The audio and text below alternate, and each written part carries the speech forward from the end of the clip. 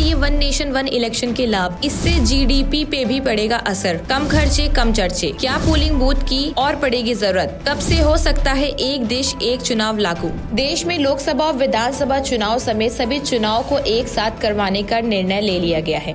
Modi cabinet ने एक राष्ट्र एक चुनाव बिल को आज मंजूरी दे दी है और जैसा कि बताया जा रहा है कि सरकार इस बिल को अगले हफ्ते संसद में पेश कर सकती है। बिल पर व्यापक चर्चा के लिए सरकार इसे संयुक्त संसदीय समिति या जेपीसी के पास भेज सकती है और इस बिल को पास कराने का एक ही मकसद है कि इलेक्शन और भी आसान हो जाएंगे। अभी लोकसभा और विधानसभा के चुनाव अलग अलग होते हैं। ये चुनाव 5 साल की अवधि पूरी होने पर या सरकार गिरने पर होते हैं। वन नेशन वन इलेक्शन के तहत सभी चुनाव एक साथ होंगे।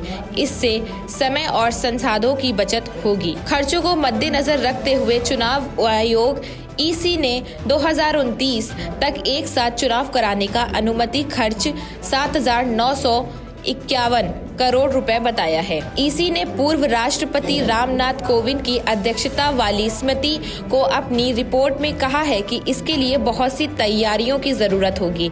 वोटर लिस्ट अपडेट करना, वोटिंग मशीन खरीदना और सुरक्षा बलों का इंतजाम करना। लोकसभा चुनाव कराने का खर्च साल दर साल बढ़ता गया है। 1951-52 में हुए भारत के पहले चुनाव में 68 चरणों में कुल 10.5 करोड़ रुपए खर्च हुए थे। सेंटर ऑफ मीडिया स्टडीज की एक रिपोर्ट के अनुसार 2019 में यह खर्च बढ़कर 50,000 करोड़ रुपए हो गया।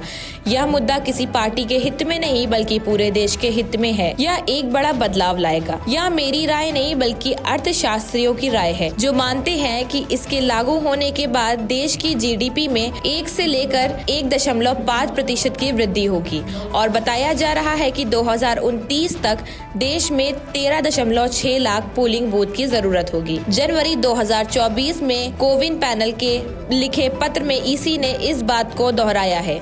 ईसी ने 26.5 lakh ballot unit, PU 17.8 lakh, control unit CU 17.8 lakh, voter variable paper audit roll VVPAT unit की कमी भी बताई है। पूर्व राष्ट्रपति रामनाथ कोविंद की अध्यक्षता वाली समिति ने 14 मार्च 2024 को रिपोर्ट सौंपी थी, जिसे कैबिनेट ने सितंबर 2024 में स्वीकार कर लिया था। अब करीब 3 महीने बाद विधायक के मुआहदे को कैबिनेट से मंजूरी मिल गई है, तो संसद के इसी सत्र में इसे पेश भी किया जाएगा।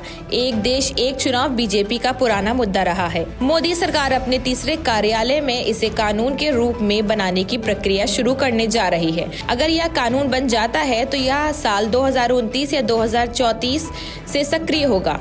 हालांकि सरकार ने इसे लेकर कुछ नहीं कहा है। सरकार समिति के माध्यम से बहुत सारे राज्य विधानसभाओं के अध्यक्षों से भी परामर्श करने की इच्छुक है।